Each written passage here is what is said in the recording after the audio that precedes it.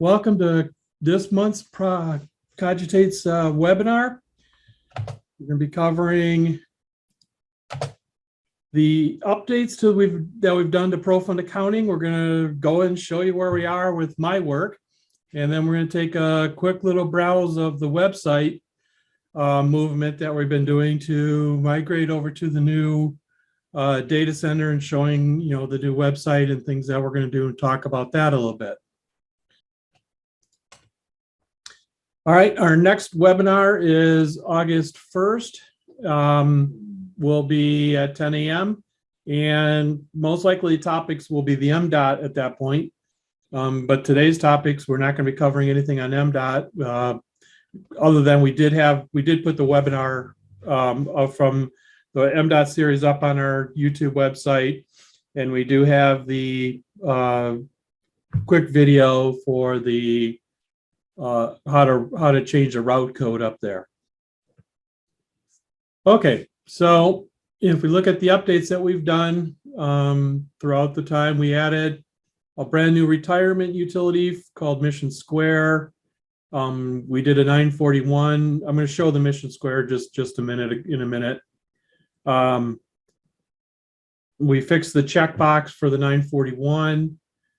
We did some updates to the accounts receivable, so that when I can't really show this one because it's a very specific issue that comes up, and it's incredibly hard to explain. But basically, the idea here is the bill codes. When you were doing payments, it would always pick the bill code from the list of bill codes that you currently had, unless you removed one, and then it would always go to the first bill code it could find in the bill code list. So it's kind of a really strange piece that we're doing, and so we clean that up to always use the bill code that comes in instead of anyone.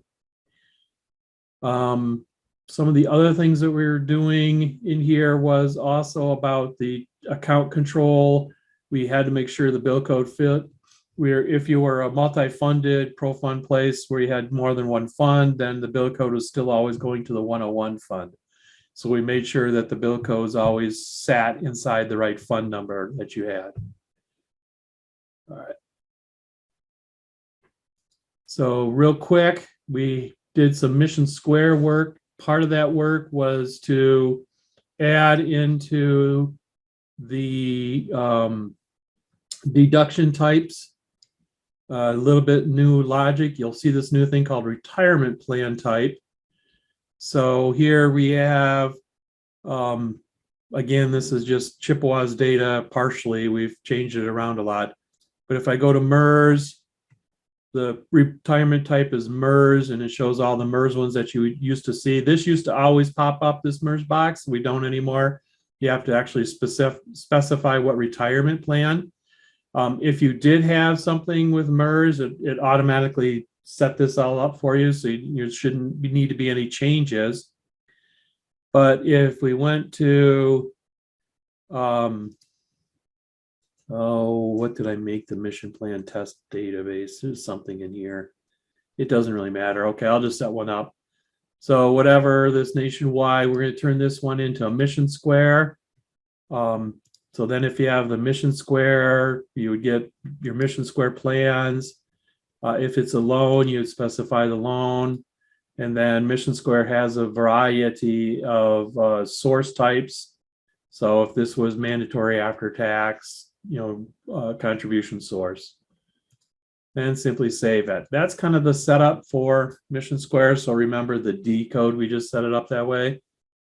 So I'm going to go ahead and close out of here. And then we're going to go into, the export of the mission file. You simply select a payroll, and let's go back to here. You load it. Shows you all the different codes for, it was MDC, that was the code I had. You show all the codes for, it will get you the codes that are specified for Mission Square. You can then select them, then you hit calculate.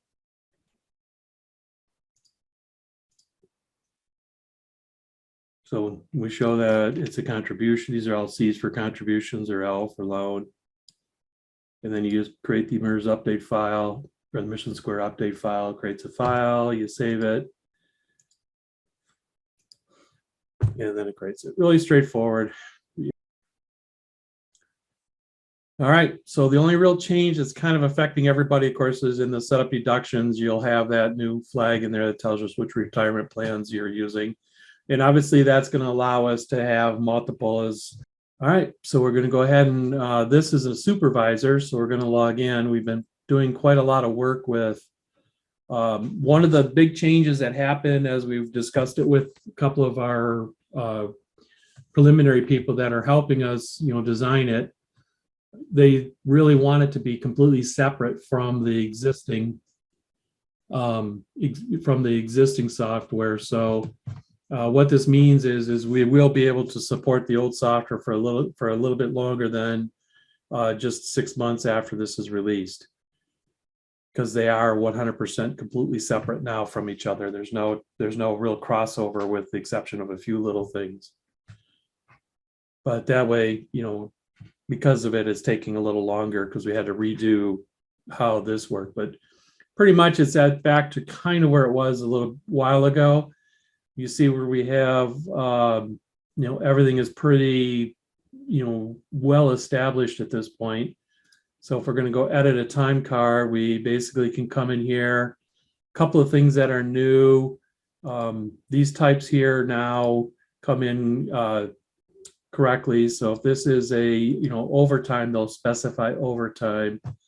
They'll put in their hours. So we'll change this to 4 hours.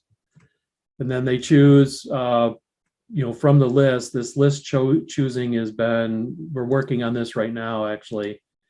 So as they choose it, you'll notice it doesn't show all 5 anymore. It just shows all the way up until where, there's no more subcategories of the MAC trail.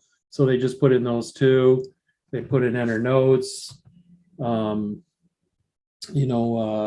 see, this was repaired third rail guard, something like that. And then you can click on, for attachments, if you're going to do new ones, you had groups. So you can load a group up. You had equipment, where you could specify the equipment. And we had, a little bit more for like names, category, make, model, year.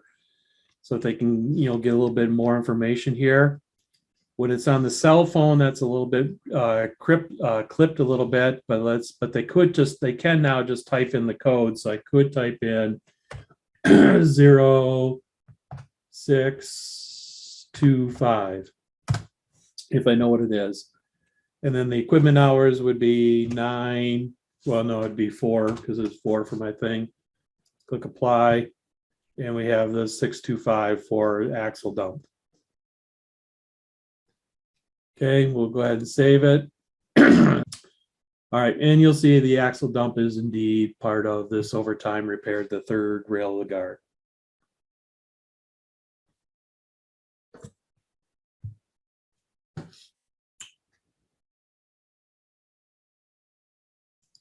Some of the other things that we've added that we haven't shown before on here. I'm going to enter a new time card. Oh, sorry, a new time card. And it's for the 11th, and we're going to call it a direct inventory. It's just going to be regular time, no extra rate. I put in, 5 hours. We added this button here, this finder button. And what this button does is it gives you a list of all of the inventory that you have permission to see in a finder method. And we've cleaned up Finder so that it is case insensitive on all of the keywords and code words. So we're just going to go ahead and say post, and this is what's in parentheses is the actual code that this is under. So we're going to click on that and click on the apply button. and there it is, the inventory that you had. So it's a little easier to find the inventory that way. It works really slick on a phone. I'll show you all this in a phone in just a minute. I'll just leave the notes off today. And then if I do have attachments and I did use another piece of equipment inventory, we have the finder here as well to use. So, but I'm just going to suggest that we have, he's only got road materials turned on. We'll just pick one just so it shows up in the list. Yeah, I don't care. Both side galvanized. We use one of those. All right. So we save it. And there we go. Direct inventory, post sign 16 galvanized, which is the one we picked. Pretty straightforward. One of the things that we hadn't shown in a while is also the copy. So if I copy that, it creates a brand new, this is like a brand new time card, but if I needed to change it, the hours it blanks out. So if I put in 8 hours, or excuse me, the other one's 2 hours, it copies over all of the inventory and all of the equipment. So it's, more helpful than other types, but then if I save it, I have another one. So I have two, one for 5 hours, one for 2 hours.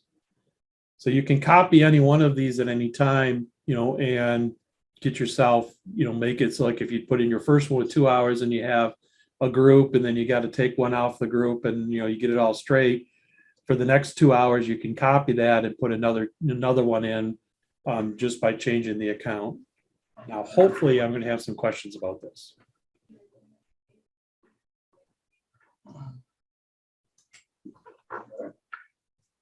Hey, George.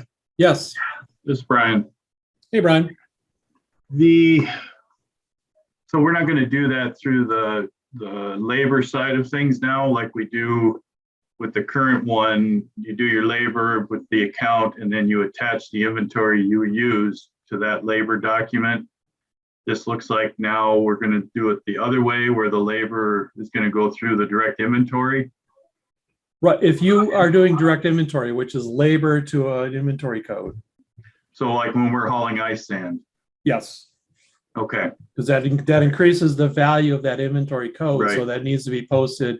So here they would post directly to, we have the code for, now if you don't want to do it that way and you have it, you want the other code set up the other way, it's perfectly reasonable to do that. I mean, I'm not going to, force anybody to do it any particular given way. We're just saying in case you didn't want to have some way where the person has to, when they're bringing the thing in, key in what inventory code is really being, applied to. Because the other way, otherwise you have to have a code for every inventory in your templates. That'd be crazy. So we made the direct. Go ahead. Kind of what we have now. Yeah. So instead of doing that, we just decided to have a direct inventory so that you could directly post to, just like we're trying to get it, closer and closer to what payroll post does. Yeah. Okay. All right. Good. That's all I needed. Thank you. Okay. All right. We got another question on chat, Paul. Yes. All right, let me go ahead and read this out loud. Once the road commission moves to the online web-based system, can we still use the desktop app we already have for inventory post? Inventory Aranac is still paper time cards, and we do not have our staff enter inventory. We do it on the office side. You can still do anything you want paper-wise.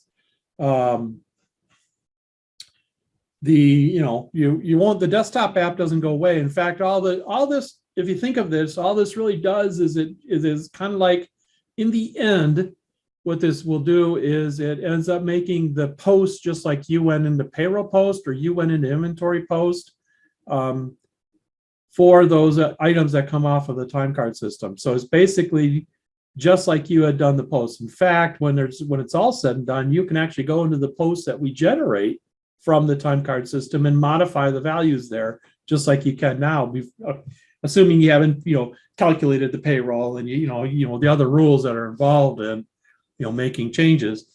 But you can certainly do that in this system, and it will follow through. The thing about being in the new one that's nice, and I'm going to try to cover that in a minute, is that we're able to make some more, some better adjustments to how these things are operating and what kind of security we can put in, as well as what kind of validation we can do for your mechanics and your truck drivers and those as they're keying in the information into here. As well as, like I said, I'll do a quick run through what it kind of looks like on the phone.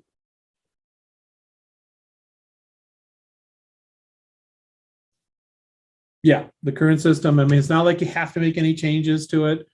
This is the time card thing is simply as a way to augment or to keep the person who has to take all those handwritten, wonderful time cards in Egyptian hieroglyphics and Crayola crayon and try to, make sense and get them coded correctly. I mean, after a while, you start to feel like that way, so that you could go work on an Egyptian digs and say, yes, I can understand what that writing was about. All right. So the other things that we have been working on, in here as we've been doing this is View Payroll Banks no longer gives a date time. It just shows, when you click it, it's showing everything, including if they have time posted ahead, because, we allow a vacation to be posted in advance because, hey, I'm going on vacation. I don't come back from vacation and say I went on vacation. I usually go on vacation, in advance. So we are allowing those kind of things to happen. And because of that, we wanted the payroll banks to basically just say, look, as of today, going all the way forward into next month, this is currently what you've posted and what we have on tap for you. We don't have comp time quite worked out yet. So we still, that's why that's all zeros at the moment, but comp time will be factored in into this as well when we get the final go of this. But I just wanted to show the change that we did, where we used to have it where we'll be able to put in a date time, and then it would go based on that date time. It would show you we're not doing that anymore. It's just strictly boom, this is what you have. All right, now on the clock, all we've really done on the clock, I think we've showed this before. We changed the color to green and between green and red, and we're showing the punch in, punch out, but the graphics have been cleaned up quite a bit on it. The approved time card, we've worked really hard to get back to the colors. So if I deny one, I have to put a reason in. Bad. Oh, I don't know, notes. I didn't like your notes. Fine, bad notes. Okay, so now, his whole time card, if one of his entries is denied, the whole time card becomes denied. And he can then when Earl signs in, he'll see that his time card is denied. So I'll save that, and we'll have Earl number 2 sign in.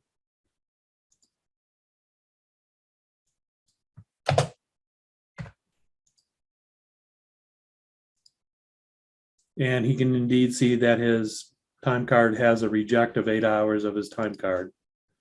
And there it is when he goes into it. So it really is pretty, it's getting really close to being done. There's a couple of things what we're talking about doing. One is for those who, when they're finally ready to go off the old system and totally onto the new, we will be providing a conversion program to convert the old time cards into the new time cards for you. But it's a one-time, and it will let's start with, it's only going to do time cards that have been imported. So you have to, once you finally imported the last set of time cards in the old system, then we will grab those imported time cards and move them into the new system. So if somebody wants to go backwards in time to see their old time card, it will still be on the news. It'll still be in this system, and they should be able to see it. Okay, let's see. Eventually, there's going to be more as well, where some of the things under the employee, we want to like be able to view pay stubs. We want to be able to view W-4 and view W-2s. So those are the things that we're kind of looking to add under the employee side. Under the time card side, not really a whole lot more is planned in the short term. But, you know, we're, like I said, there's a lot of things we're doing to work on those to get them going. But it's getting closer again. We're all excited because we've got a lot of it done. So if we go back to sign out, the supervisor guy, GH100, there we go. And it should be, you know, pretty straightforward on how to work this. We'll have some videos. We will try to go into, you know, different places and different ways for the videos to go in for both your supervisors to do it. When the system is released, you'll have, if you have both the new and the old, a supervisor could only approve an old time card in the old time card system, and they can only approve a new time card in the new time card, because we wanted to, again, keep the whole thing separate, so that way we can, you know, support the old because we're not changing anything there. You know, we can support that for a longer period of time to allow people a better chance to migrate into the newer one.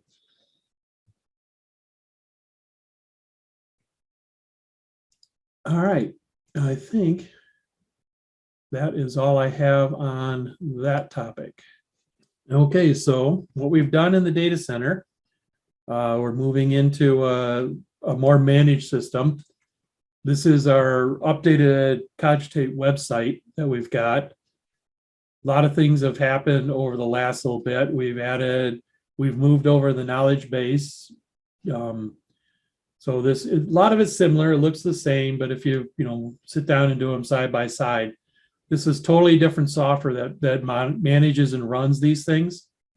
So this one's a little nicer as far as how to find stuff in our place, but we still have the hot links over on this side for the knowledge base. The big thing that's going to happen when it is here is the sign up for product notifications.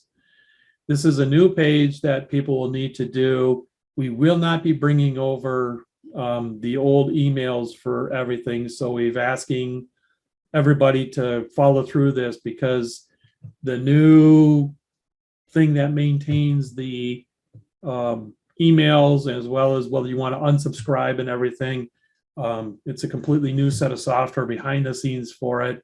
It's got its own set of rules and regulations. So we wanted to allow people to, filled in the stuff so that it works better in, everything. So we'll send out with the old a link to point you to the new, so that you can put in and come in and sign in. And you can sign in as many people as you want to this new one. It's not like you can only have one per road commission or one per township. You could have 100, or not that many, but I mean, you could have everybody on your staff get one. I mean, it just depends. You've seen what we've sent out on here. The pro fund accounting, you get the release notes. All of these will get the webinars now, when you pick it, and but you'll get the release notes for pro fund accounting if you're part of that one. If you're part of 9G, you'll get the more of the the websites going down for maintenance for this time, that time, and coming back up. And if you do if you also have utility, which is a water billing package that we have, you would get the rates and things like that are being adjusted. So just a variety of different kinds of messages, but this way we can split them up and we don't have to have them. I can send you just the pro fund people. That's kind of what we're also trying to do here is, make sure that you're not getting extra emails that you normally wouldn't be getting. Let's see, but it's not ready for general use just yet. We still have a couple of little kinks to work out on the email side of making sure the emails go correctly. So this is pretty much the Cogitate site. So if we go back to the home, we can go to the ProFund site. And again, this is the new, oh, nope, it's going to the real one. Hang on. You got to go to the other one. I think it's 2. Yeah, here's the updated ProFund site that we got. Again, very similar to what we have. Here's our, we even got the MDOT webinar on here. These kind of things. So, we're getting close on this conversion. I just wanted to cover with you the couple of things that are changing. I don't have anything else really to talk about what's going on. Some things will be, we have a lot of stuff that's on the web that's behind the scenes that you never, like all our licensing and our check for updates is all, on these websites. And so we're doing we're getting that part of it's converted. So it's like a lot of times the visual stuff is all done, but we're still on the back end stuff trying to get, the small pieces changed. All right. Okay, so that is all I have for today. Yeah, I'm going to open it up to, I don't know if I can get the Pro PowerPoint question and answer screen up, but I think I'll leave it here on this screen. Is there any other questions holistically for anything in the whole system? All right, well, thank you for attending then. You are now working smarter with ProFund Accounting. Thanks for watching. Be sure to like this video and subscribe to our channel for more content like this.